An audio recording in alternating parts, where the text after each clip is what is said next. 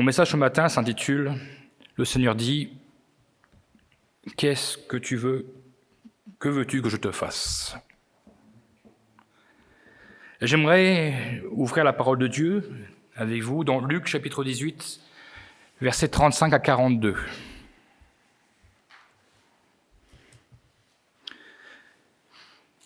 Luc chapitre 18, versets 35 à 42. C'est un peu la suite qu'a lu ce matin Mathias, puisque Mathias a lu en Luc 17. Et nous lisons. Comme Jésus approchait de Jéricho, un aveugle était assis au bord du chemin et mendiait. Entendant la foule passer, il demanda ce que c'était. On lui dit « C'est Jésus de Nazareth qui passe. » Et il cria « Jésus, fils de David, aie pitié de moi. » Ceux qui marchaient devant le reprenaient pour le faire taire, mais il criait beaucoup plus fort « Fils de David, aie pitié de moi. » Jésus s'étant arrêté, ordonna qu'on le lui amenât. Et quand il se fut approché, il lui demanda « Que veux-tu que je te fasse ?» Il répondit « Seigneur, que je recouvre la vue. » Et Jésus lui dit « Recouvre la vue, ta foi t'a sauvé. » À l'instant, il recouvra la vue et suivit Jésus en glorifiant Dieu. Tout le peuple, voyant cela, loua Dieu. Amen. Amen. Vous me direz, ce passage biblique est un passage bien souvent que nous réservons pour parler de l'Évangile aux âmes, aux amis qui s'approchent de Dieu, pour faire découvrir Jésus et ce qu'il est capable de faire, pas tous ceux qui s'approchent de lui avec foi. Jésus est celui qui change les vies, comme il a changé la vie de cet aveugle, comme il a changé nos vies. Sa rencontre avec Jésus a bouleversé sa vie. Il était aveugle, il a crié à Jésus. Jésus l'a entendu, Jésus l'a guéri et il a suivi Jésus. Voilà une parfaite conversion. Les nouvelles âmes qui viennent à Jésus, souvent, ils viennent parce qu'ils ont un besoin. Parce que souvent, ils sont en détresse. Et ils ont besoin d'un changement dans leur vie. Ils ne veulent plus se satisfaire de cette vie de médiocrité au milieu de ce monde, de ce désespoir. Et ils recherchent à combler le vide de leur cœur. Mais ce matin, je voudrais en retirer un enseignement pour nous chrétiens. Et retenir notamment ce verset 41, le Seigneur dira à cet aveugle, à Bartimée, « Que veux-tu que je te fasse ?» Et Bartimée répondra « Seigneur, que je recouvre la vue. » Dans un premier temps, analysons la question de Jésus. « Que veux-tu que je te fasse ?» Dans une autre version, la Bible du Semeur, « Que veux-tu que je fasse pour toi ?»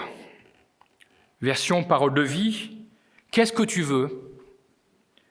Qu'est-ce que je peux faire pour toi ?» 3 verbes en ressortent. Pouvoir, vouloir et faire. Le premier verbe cité, le verbe vouloir. Ici, ce n'est pas ce que le Seigneur veut, mais c'est ce que l'aveugle veut. Et c'est aussi ce que le Seigneur nous demande ce matin. Qu'est-ce que tu veux ? Qu'est-ce que tu veux que le Seigneur fasse ? Pour moi, pour toi. Je dirais, la balle est dans notre camp. Pour répondre à cette question, il faut analyser nos besoins. L'aveugle Bartimée avait plusieurs besoins. Il n'était pas simplement aveugle, mais il était aussi mendiant. Sa condition d'aveugle ne lui permettait pas de manger aisément, peut-être même de travailler. Il était dans la précarité. Cela était dû à son handicap. Sa condition ne lui permettait pas de vivre normalement, comme tout le reste des hommes. Et c'est certainement à cause de cet handicap qu'il mendiait. Pour lui, être guéri de sa cécité permettait également de ne plus mendier. Quand Jésus s'approche de Jéricho, nous voyons que Bartimée demande ce qui se passe. Des clameurs certainement montées de la foule. Un événement inhabituel se préparait. On lui dit, c'est Jésus de Nazareth qui passe. On ne lui en a pas dit plus. Sa réaction montre qu'il avait entendu parler de Jésus, qu'il connaissait ce que Jésus était capable de faire. Il ne crie pas « Jésus de Nazareth, aie pitié de moi ». Il aurait pu, puisqu'on lui a dit que c'était Jésus de Nazareth qui passait. Mais il crie « Jésus, fils de David, aie pitié de moi ». Qui lui avait dit qu'il était aussi fils de David ? Qui lui avait dit qu'il était un fils de la descendance de David ? Personne, parce que Bartimée avait entendu parler de Jésus. Bartimée savait ce que Jésus pouvait faire. Le verbe pouvoir appartient au Seigneur. Bartimée attendait certainement depuis longtemps ce jour où Jésus passerait près de lui. Il reprit espoir et il cria encore et il cria plus fort. Aujourd'hui, nous dirions, il pria encore et encore, jusqu'à ce que le Seigneur entende. Le cri de Bartimée prenait sa source en sa foi. Il savait que Jésus avait ce pouvoir de le guérir. Il cria jusqu'à ce qu'il soit entendu. Et nous devons prier jusqu'à ce que nous soyons entendus. Il ne s'est pas occupé des uns et des autres. Ce jour-là, il savait que c'était son jour, le moment tant attendu, du changement dans sa vie. Ce moment avec le Seigneur, il avait cette espérance que ce moment était venu. Cette espérance que ce qu'il pouvait demander, il pouvait l'obtenir. Gloire à Dieu. On a bien essayé de le faire taire. Et parfois, on voudrait essayer de nous faire taire. Cette voix des incrédules qui s'élève, la voix de découragement, cette voix qui dit « Ne perds pas ton temps à prier, ne perds pas ton temps à espérer ». Mais attachons-nous comme Barnabas à notre espérance. Encore aujourd'hui, Dieu exauce nos prières. Lorsque nous approchons de Jésus, notre médiateur, nous sommes assurés qu'il entend nos prières et qu'il entend le cri de nos cœurs. Priez avec persévérance jusqu'à ce que nous soyons entendus et que le Seigneur puisse déclarer « J'ai entendu ton cri, j'ai entendu ta prière, je peux faire quelque chose pour toi ». Bartimée aurait pu attendre sagement au bord de la route, au bord du chemin, au bord de ce chemin, que Jésus passe tout près de lui. Certainement, Jésus savait qui était Bartimée, il savait quel était le besoin de Bartimée. Jésus sait toute chose. Jésus connaît notre besoin encore ce matin. Il sait aussi ce que j'ai besoin de lui dire. Le Seigneur a aussi besoin d'entendre notre foi s'exprimer. Il veut entendre le cri de notre cœur. Bartimée s'écria « Aie pitié de moi !» Dans une autre version, il nous est dit « Sois miséricordieux envers moi ». Dans la version d'Arby, psaume 116, verset 10, David dira « J'ai cru, c'est pourquoi j'ai parlé. J'étais fort affligé. » David aussi, le roi David, a connu des épreuves, mais il a su crier à Dieu et il a parlé à Dieu. Bartimée va être entendu. Jésus va ordonner qu'on lui amène Bartimée. Jésus ne pouvait-il pas aller vers lui ? Non, parce qu'il a besoin d'une démarche dans la foi. Au-delà de ceux qui voudraient nous faire taire, il y aura toujours des personnes, des chrétiens, qui nous diront « Prends courage, lève-toi, le Seigneur t'appelle. Nos frères et sœurs qui nous disent de toujours faire confiance au Seigneur. Et je dirais, c'est de ces personnes que nous avons besoin de nous entourer. Jésus a eu besoin des personnes dans la foule pour aller chercher Bartimée. Jésus ordonna qu'on aille chercher Bartimée. Ils l'ont amené à Jésus. Nous avons des frères et des sœurs qui nourrissent l'espoir, qui nous encouragent. Que Dieu en soit glorifié. Et c'est aussi ce qu'attendent les nouvelles âmes de notre part, que nous les amenions à Jésus. Ils sont sur le bord du chemin. Ils ne peuvent pas rester sur le bord du chemin si nous ne les amenons pas avec nous. Nous avons besoin de les accompagner. Ce matin, encouragez, continue de crier. Ton cri va être entendu. Ne perds jamais l'espoir. Jésus passe auprès de toi ce matin, passe auprès de moi. Reprends courage. Aie confiance dans le Seigneur. Jésus pouvait se déplacer jusqu'à Bartimée, il pouvait le faire. C'était un grand marcheur, il n'était pas quelques mètres. Il voulait impliquer d'autres personnes dans sa démarche d'exaucement. Parfois, nous voyons des chrétiens se débattre seuls. Ils essaient de se diriger vers Jésus, mais ils en ont perdu le chemin. Ils refusent toute aide. Ils n'entendent plus la voix des uns et des autres qui leur disent « Viens, je vais t'accompagner vers Jésus. Je vais t'amener vers Jésus. Je vais prier avec toi. Va vers Jésus, viens avec moi, je t'accompagne. » Savons-nous ce que nous voulons ce matin? Croyons-nous que Jésus peut encore agir dans nos vies? Croyons-nous en la toute-puissance de Jésus ou dans une puissance limitée? Avons-nous besoin d'aide pour nous accompagner dans notre démarche de foi vers Jésus? Ce matin, Jésus veut faire quelque chose pour nous, pour chacun de nous. Car c'est à chacun qu'il s'adresse. Que veux-tu que je te fasse? Il désire donner ce matin à chacun, et il donnera à chacun selon sa foi. Jésus est prêt à répondre aux cris de notre cœur. Mais sommes-nous prêts à lui faire la demande, croyant qu'il peut l'accomplir, croyant qu'il en a le pouvoir?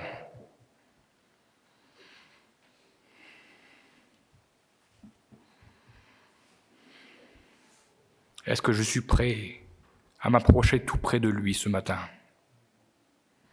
Ou est-ce que j'attends encore un peu sur le bord du chemin? Peut-être, Bartimée aurait pu dire, il finira bien par passer tout près de moi. Et parfois, on réagit ainsi. Pourquoi se donner autant de peine? Jésus a posé la question à Bartimée parce qu'il attendait une réponse. Jésus savait qu'il était aveugle. Il savait aussi qu'il était mendiant. Bartimée savait ce qu'il voulait. Mais son vouloir s'est appuyé sur le pouvoir et la force du Seigneur. Et je dirais et le faire du Seigneur. Et c'est ce que nous allons voir maintenant dans ce deuxième point. Seigneur, que je recouvre la vue. Vous me direz, c'est une évidence. La réponse est évidente. Pourquoi? Parce que Bartimée n'a pas limité le pouvoir du Seigneur. Il aurait pu simplement, en tant que mendiant, lui demander de pourvoir tous ses besoins jusqu'à la fin de ses jours. Mais Bartimée avait de l'ambition. Il ne voulait plus de cette vie de misère. Nous voyons, il a jeté son manteau. Il a dit stop à cette vie réduite à la mendicité. Car le fait de recouvrir la vue, il n'aurait plus besoin de mendier. Avons-nous la foi de Bartimée, l'ambition de Bartimée, pour pouvoir dire au Seigneur, je veux le maximum de toi, je veux plus de toi? Ou nous arrêtons, nous, simplement à faire de la mendicité au Seigneur, de se satisfaire de miettes, qu'il pourvoie simplement à nos besoins sur cette terre? Bien sûr qu'il le fera, parce que le Seigneur est bon. Mais il veut nous donner tellement plus. Jean chapitre 16, verset 24, le Seigneur dira à ses disciples, « Jusqu'à présent, vous n'avez rien demandé en mon nom. » C'est des disciples qui s'adressent. « Jusqu'à présent, vous n'avez rien demandé en mon nom. Demandez et vous recevrez, afin que votre joie soit parfaite. » Cela pourrait paraître étonnant, de voir que les disciples n'avaient rien demandé, en fait, au Père, au nom du Seigneur. Ils étaient satisfaits, ils avaient Jésus avec eux tous les jours. Ils avaient la nourriture, ils entendaient la parole. Mais Jésus voulait leur donner plus, beaucoup plus. C'est quand Jésus sera enlevé dans le ciel qu'il recevra beaucoup plus avec la puissance du Saint-Esprit. Ils étaient aux côtés de Jésus. Et c'est certainement pour cela qu'ils ne demandaient rien. Le Seigneur voulait leur donner tellement plus. Quelle est notre ambition? Doit-elle s'arrêter aux besoins sur cette terre? Et que je reconnais qu'ils sont légitimes. La parole de Dieu nous aide à répondre à cette question. Elle nous aiguille à demander, je dirais, le summum au Seigneur. Matthieu 6, 33. Cherchez premièrement le royaume et la justice de Dieu, et toutes ces choses vous seront données par-dessus. Toutes ces choses faisaient référence aux besoins quotidiens, au manger, au boire, aux vêtements. Jésus leur dira à ce verset précédent, « Votre Père sait que vous en avez besoin. » Et je crois que ce matin, notre ambition doit être spirituelle. Si notre demande est spirituelle, si nous cherchons à faire de Dieu notre intérêt principal, alors Dieu s'occupera de nos besoins personnels. Comme Bartimée, avons-nous besoin ce matin de recouvrir la vue? Est-ce que je vois encore clairement le royaume de Dieu? Est-ce que j'entrevois encore ma destination finale avec le Seigneur? Est-ce réellement encore mon objectif? Est-ce que mes yeux sont fixés sur cet objectif? Notre ambition doit être céleste. Est-ce que j'ai besoin ce matin d'être guéri de ma myopie spirituelle? Je vois de près, mais je ne vois plus de loin. Je m'attache plus à cette vie terrestre, à ce que le Seigneur peut me donner sur cette terre, qu'à ce qu'il m'a préparé dans le royaume de Dieu. Et je m'attache plus à ce qu'il attend de moi pour que je puisse m'attacher plus à ce qu'il attend de moi, à ce qu'il a préparé pour moi dans le royaume de Dieu. Dieu veut nous utiliser pour sa gloire. Dans la version Parole de vie, le verset 41 de Luc 18 nous dit « L'aveugle lui dit, Seigneur, fais que je voie comme avant. » C'est intéressant de voir la petite différence entre les deux versions. « Fais que je voie comme avant. » Bartimée avait déjà vu. Ce n'était pas un handicap de naissance. Il avait vu et ne voyait plus. Sommes-nous devenus aveugles spirituellement? Ou avons-nous besoin ce matin de dire comme Bartimée au Seigneur, fais que je vois comme avant, comme au jour de ma conversion, où j'avais de l'ambition. ou que je voulais remuer terre et ciel, que je voulais que toutes les âmes soient au Seigneur, que je portais le fardeau du Seigneur. J'ai même déclaré dans ma confession de foi, je te suivrai tous les jours de ma vie, jusqu'à la fin, je te serai fidèle, je te suivrai, je ferai ce que tu me demanderas. On est plein de feu qu'on se donne au Seigneur. On n'a pas besoin de lunettes. On a une très bonne vue. Avec le temps, parfois nous nous sommes laissés aveugler.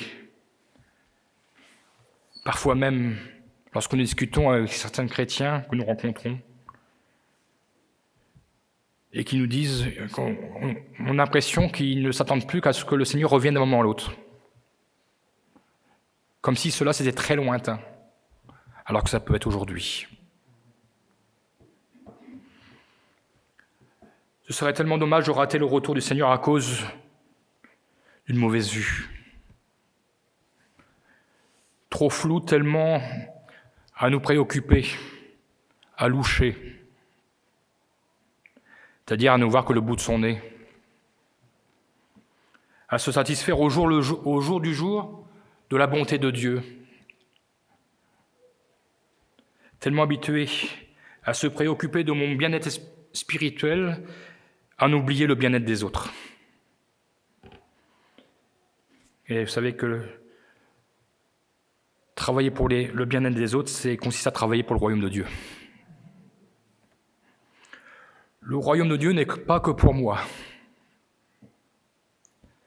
mais aussi tous ceux qui auront accepté de recevoir Jésus dans leur vie. Mais pour qu'ils acceptent de recevoir Jésus dans leur vie, il faut leur parler de Jésus.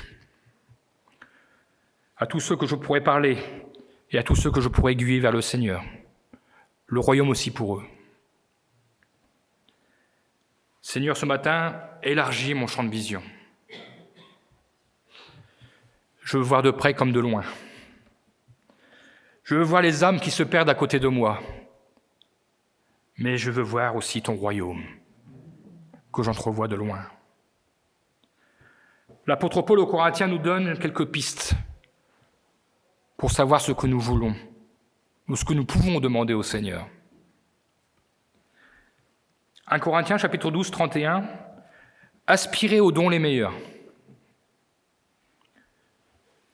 Il dira « Je vais encore vous montrer la voie par excellence. » Avez-vous envie d'une voie par excellence? Quelle voie plus excellente que la voie qui nous mène au royaume de Dieu? Aspirez à ce qu'il y a de meilleur. Et ici, il nous parle des dons qui viennent de Dieu, qui nous viennent du Saint-Esprit, qui nous viennent du ciel.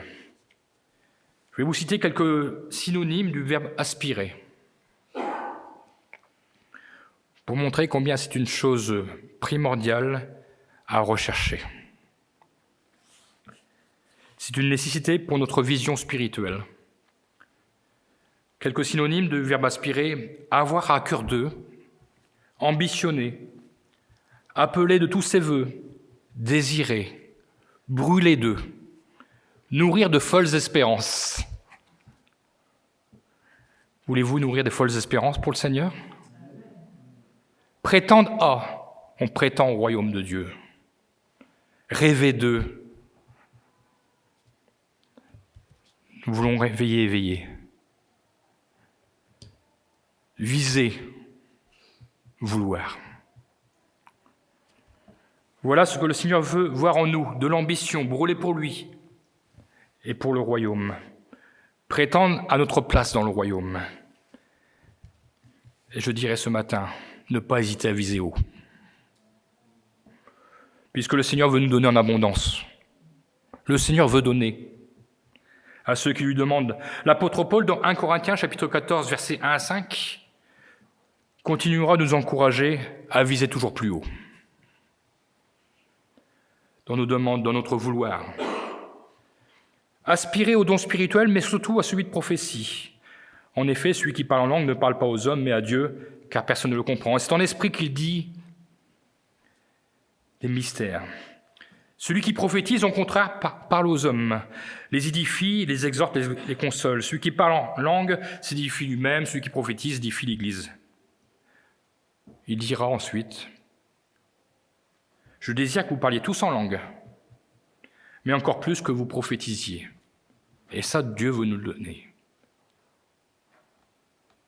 Celui qui prophétise est plus grand que celui qui parle en langue, à moins que ce dernier n'interprète, pour que l'Église en reçoive de l'édification. Édifier l'Église, nous avons dans le royaume. Travaillons pour le royaume. Et ce matin, si vous n'avez pas encore fait l'expérience du baptême du Saint-Esprit, je vous invite à crier vers Jésus. Criez, criez encore. Le Seigneur entendra votre cri et il vous exaucera. Il faut avoir de l'ambition. La vie chrétienne ne commence pas au baptême et finit au baptême. Elle commence au baptême et va beaucoup plus loin. Et le Saint-Esprit nous y aide. Il est bon de crier à Dieu, crier au Seigneur, réclamer la puissance du Saint-Esprit sur nos vies. Le Seigneur veut le donner à tous comme il le désire. Il veut donner à tous ses dons. C'est l'Esprit de Dieu qui les dispense. Il nous est dit comme il le veut. D'autres dons sont mis en avant par Paul dans 1 Corinthiens 12, 28 à 31. Il nous est dit, Dieu a établi dans l'Église, premièrement, des apôtres, secondement, des prophètes, troisièmement, des docteurs.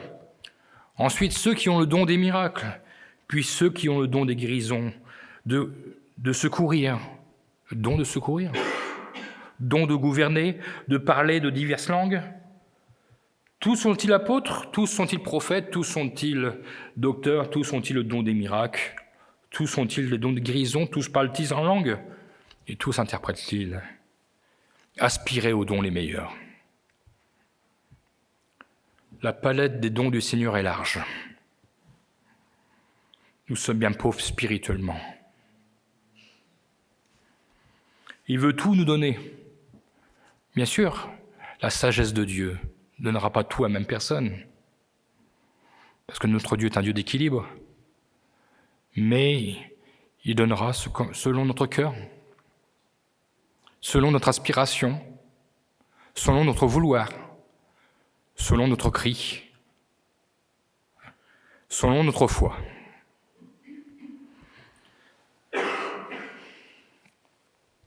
Seigneur, ce matin que je recouvre la vue, afin de voir tout ce que tu as préparé pour moi. Je veux aspirer aux dons les meilleurs. Je veux plus de toi, toujours plus. Et je crois que tous les dons que le Seigneur veut nous donner serviront à l'avancement de son royaume. La parole de Dieu nous dira même que le royaume de Dieu est venu jusqu'à nous. Matthieu 12, 28, Jésus dira, si c'est par l'Esprit de Dieu que je chasse les démons, le royaume de Dieu est donc venu vers vous. Quel encouragement et quelle motivation du Seigneur. Nous avons reçu l'Esprit de Dieu. Que Dieu déverse ses dons envers nous. Je le veux, je le désire. Je veux avoir cette ambition. Je veux aspirer à ce qu'il y a de meilleur. Et qu'y a-t-il de meilleur si ce n'est de voir le visage du Seigneur? C'est ce que Bartimée verra en premier. Il va être guéri de sa cécité et il verra le Seigneur. Quelle expérience, voir le visage de son Sauveur. Qu'a-t-il fait ensuite? Est-il reparti? Il nous est dit qu'il suivit Jésus en glorifiant Dieu. Tout le peuple voyant cela loua Dieu. Même les incrédules qui faisaient taire Bartimée. Quand Dieu agit, quand le Seigneur passe, quand la foi est en action. Quand Dieu accorde ses grâces, ses dons, alors le peuple de Dieu se réjouit. Il glorifie Dieu. Glorifions Dieu pour les dons que le Seigneur a donnés aux uns et aux autres, car ils servent à l'édification de tous. Ce matin, Jésus attend notre demande. Il ne veut pas que nous continuions à nous satisfaire des miettes, de notre mendicité au Seigneur. Il veut voir notre ambition pour lui. Jetons nos manteaux. Il fait bon aujourd'hui, vous pouvez y aller. Jetons nos manteaux des habitudes, nos manteaux de la routine, de l'ordinaire, du suffisant, mais courons vers lui. Courons vers le royaume. J'ai envie d'extraordinaire. J'ai envie d'inattendu de Dieu. J'ai envie que le Saint-Esprit nous bouscule un petit peu dans nos habitudes. Tout est réglé comme du papier à musique. Tellement réglé que parfois nous n'entendons plus la voix du Saint-Esprit.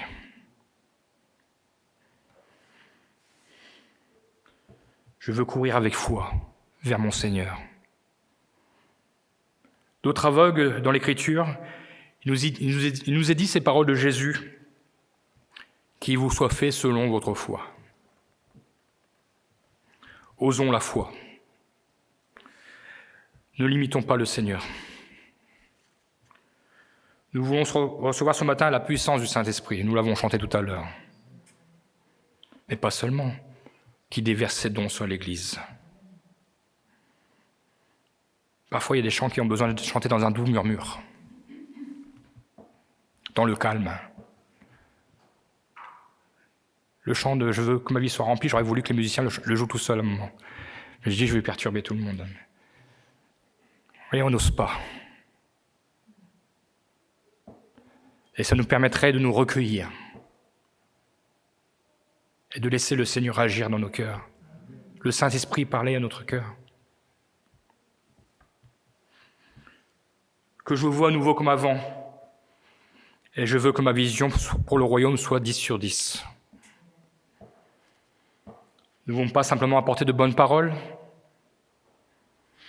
mais nous voulons voir la manifestation du Saint-Esprit au milieu de nous. Paul dira encore dans 1 Corinthiens, chapitre 4, verset 20, « Le royaume de Dieu ne consiste pas simplement en paroles, mais en puissance. » Si Dieu nous revêt de son esprit, alors il déversera au milieu de nous sa puissance. Nous verrons des âmes sauvées, parce que c'est l'essentiel. Nous verrons ensuite des guérisons, des prodiges, parce que nous aurons voulu, nous aurons demandé à Dieu. Nous lui aurons demandé selon sa volonté, en vue de l'accomplissement de sa parole, mais aussi en vue de ce royaume à venir que nous attendons tous avec impatience. Matin, ne restons pas plus sur le bord du chemin, mais avançons vers le Seigneur. Il nous tend la main, et dans sa main, toutes les bénédictions qu'il désire nous donner. Ce matin, si vous avez besoin du meilleur ophtalmologue, venez à Jésus. Rassurez-vous, vous n'attendrez pas 6 mois pour un rendez-vous. Ça sera rapide, parce que le Seigneur nous attend. Il attend notre demande, il attend notre vouloir. Il veut nous guérir de notre myopie, de notre presbytie. Peut-être aussi si on est astigmate, si on louche, si on a la cataracte, ou un glaucome peut-être. Le Seigneur veut nous donner une vue parfaite. Une vie parfaite, je veux voir le royaume de Dieu. Et quand je vois le royaume de Dieu, j'agis par la foi. Et je veux glorifier Dieu. Parce que Bartimée, sa vie a été changée. Le jour où il a rencontré le Seigneur. Bartimée a été changé, mais il a changé le cœur de beaucoup dans la foule. Tous ceux qui voulaient le faire taire ont glorifié Dieu aussi. Alors contaminons par notre vouloir et déclenchons le pouvoir et le faire du Seigneur. Et ainsi, des âmes seront sauvées, la gloire de Dieu sera manifestée, que la gloire de Dieu remplisse non seulement l'Église, mais toute la région. Que le Seigneur soit béni. Amen. Merci Seigneur mon Dieu, parce que tu as ouvert nos yeux. Le jour où nous t'avons rencontré, tu as ouvert nos yeux, nous avons vu. Aujourd'hui, est-ce que je vois encore, comme je voyais le jour de ma conversion? Est-ce que j'entrevois encore le royaume, Seigneur? Seigneur, si ce n'est pas le cas, je viens vers toi, m'humiliant pour mes erreurs, pour mes lacunes, pour ma suffisance. Seigneur mon Dieu, j'ai besoin de plus. Je veux que tu remplisses ma vie entièrement, que le Saint-Esprit déborde, nous inonde. Seigneur mon Dieu, ce matin, parle à nos cœurs. Remplis-nous de toi. Nous voulons voir des âmes sauvées, nous voulons voir ta gloire se manifester. Seigneur mon Dieu, cela dépend de notre foi. Tu nous le rappelles. Il sera fait selon notre foi. Seigneur mon Dieu, augmente-nous la foi. Que la foi s'associe à ma vue et que je ne puisse pas craindre d'aller vers les uns vers les autres, parce que Seigneur mon Dieu, c'est toi qui les ramèneras près de toi. Qu'ai-je à craindre si tu es avec moi? Seigneur, que je vois aussi ceux qui se perdent à côté de moi, que je n'aie pas des visières, des œillères, mais je veux être attentif à ce que tu veux, à ce que tu peux faire dans les vies de chacun. Oui, Seigneur, je veux te servir, je veux te glorifier, je veux voir ta gloire, je veux voir la manifestation de ton Saint-Esprit. Oui, Seigneur, ce matin, nous voulons ensemble voir la manifestation des choses qui nous dépassent. Nous voulons voir l'extraordinaire de Dieu, nous voulons voir l'inattendu de Dieu, le tout à coup. Seigneur, manifeste-toi par ta puissance au milieu de nous ce matin. Et nous verrons le réveil, parce que nous serons réveillés. Tu éclaires le chemin de ceux qui désirent voir. Oui, Seigneur mon Dieu, tu ne nous as pas amenés à regarder dans le noir, mais tu nous as donné à regarder en pleine lumière. Parce que tu es la lumière, tu marches devant nous. Et même si nous traversons ces ténèbres du monde, tu es avec nous, tu nous illumines le chemin. Seigneur, ce matin, tu parles à nos cœurs et tu nous fais du bien. Merci pour ta présence. Merci pour ton esprit. Que ta gloire te revienne. Amen.